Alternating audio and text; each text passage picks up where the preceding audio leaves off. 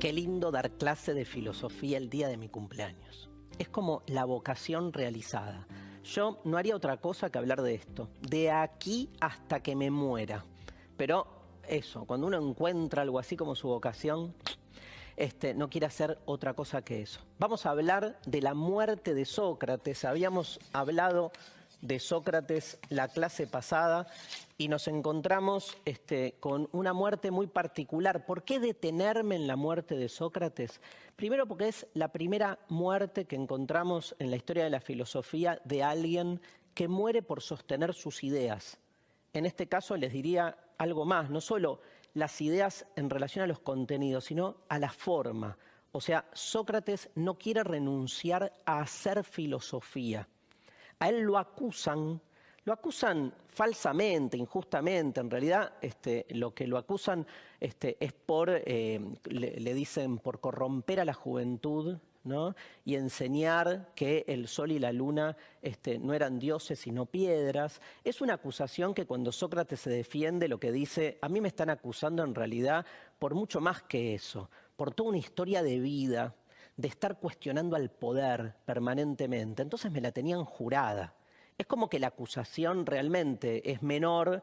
Él, en el juicio es muy famoso. Platón lo describe en un libro que se los hiper recomiendo para que lo lean. Si quieren empezar a leer a Platón, es la mejor manera de introducirse en la literatura filosófica de Platón. El libro se llama Apología de Sócrates.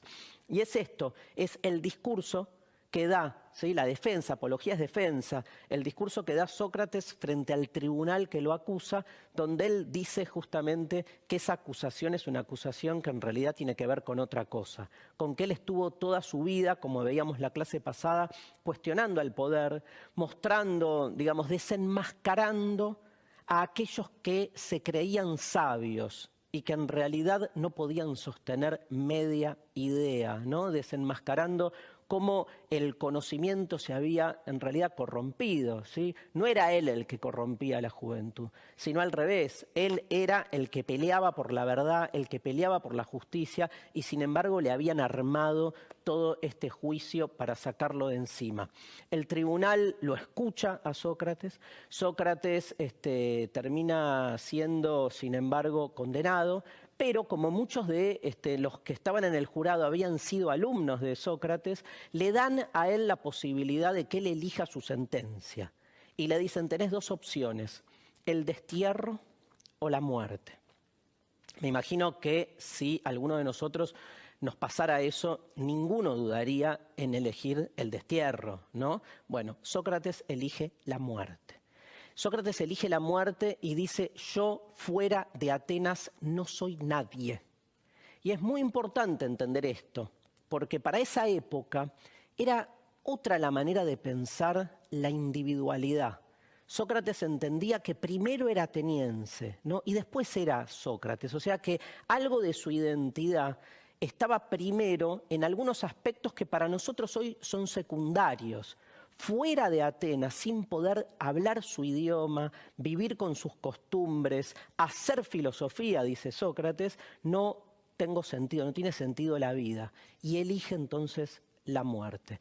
Va preso y como nadie quería que muera en realidad, se arma una sentencia medio rara que era que tenía que volver un barco que estaba no sé dónde y que solo cuando ese barco volviera al puerto de Atenas se iba a ejecutar la sentencia. El barco aparte está meses, nunca vuelve y en ese tiempo Sócrates en la prisión dialoga con muchos de sus alumnos que van allí a acompañarlo para vivir los últimos días de la vida de Sócrates. Claro, los alumnos, pasado cierto tiempo, arman una especie de vaquita, juntan una plata y van y sobornan al guardia cárcel.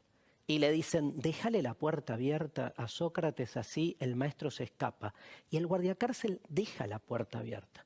Al otro día, cuando van los alumnos para ver que Sócrates había escapado, Sócrates estaba allá.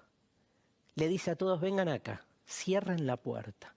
Ustedes sobornaron al guardia cárcel, todos se quedan así como mirándolo y Sócrates dice, no entendieron nada.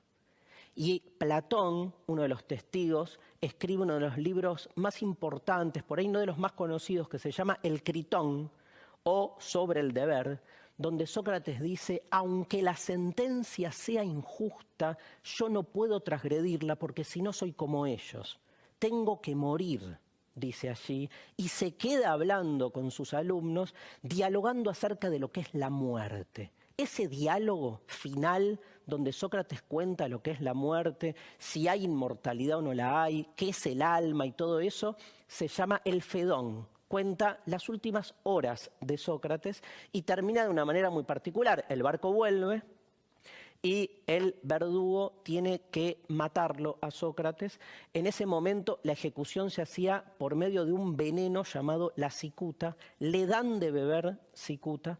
Sócrates está tirado en una cama. La cicuta te va congelando el cuerpo desde los pies hacia arriba, de modo tal que cuando pasa por el corazón te mata.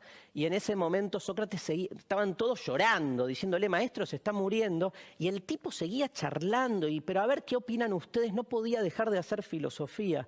Y en un momento, cuando está ya por morir, le dicen, maestro, sus últimas palabras.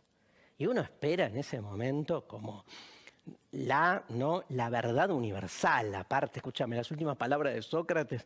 Sócrates dice lo siguiente, páguenle un gallo a Esculapio. Y muere. Es la frase más enigmática de la historia de la filosofía antigua. Hay miles y miles de tesis tratando de interpretar qué quiso decir Sócrates con eso, un gallo para Esculapio. Estas son las últimas palabras de Sócrates. Muchos dicen que no tiene sentido hacer filosofía ni pensar nada si no pagas tus deudas. Otros dicen de un modo más pragmático que como Platón escribe todo este libro 20, 30 años después de los sucesos, no se acordaba nada de lo que había pasado. Es todo inventado por Platón, pero sí se acordó de sus últimas palabras, con lo cual, en realidad, lo único literal del libro El Fedón son esas palabras. Lo que pasa es que no encaja con todo el resto. Pero bueno, así murió Sócrates diciendo, páguenle un gallo a Esculapio, y se convirtió, fíjense, hoy seguimos hablando de él, en uno de los protagonistas de la historia de la filosofía.